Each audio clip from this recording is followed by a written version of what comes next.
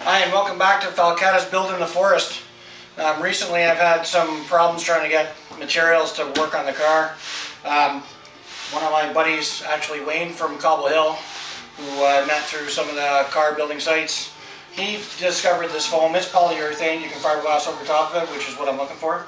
Unfortunately, it doesn't come in thinner stuff than 1.5, 2, and 3 inch. So it's not very malleable, right? You can't put a lot of curve in it. But when you cut it thinner, you can. The problem is trying to find a way to cut it.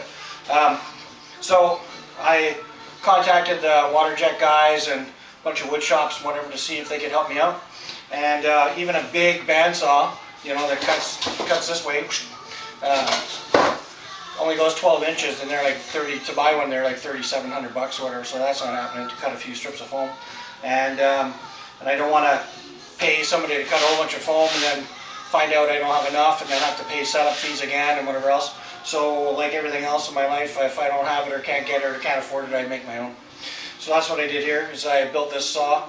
It started life out as a 26-inch crosscut handsaw, and I bucked it down to 2 inches and built a couple bearing holders and some bearings and a wheel. It's powered by a drill, and it's got similar bearing setups as a bandsaw. And so I have the trigger set at a certain speed, so I just push the battery in, and there we go. So I'm oscillating back and forth, and bingo bango. So I'm going to cut some foam now. I've done a couple little test pieces, but I haven't done a big long one yet, so here we go. We're going to give that a shot and see what happens. Hi, and welcome back to Falcata's Build in the Forest. I just wanted to show you version 2.0 of my foam saw.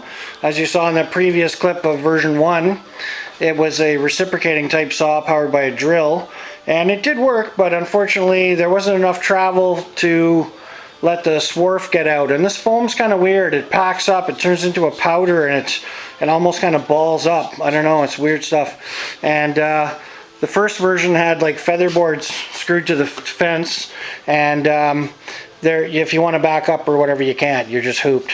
So I came up with used the roller off of what I call a dumb brother.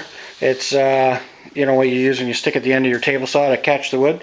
And so I rigged it up with it's spring loaded. It's fairly stiff to keep the foam down, and it's got springs, hold down springs from rear brakes on a car. And version 1, this is still from version 1. This air nozzles, I put them on to help blow the foam out. It helped quite a bit, but didn't solve the problem.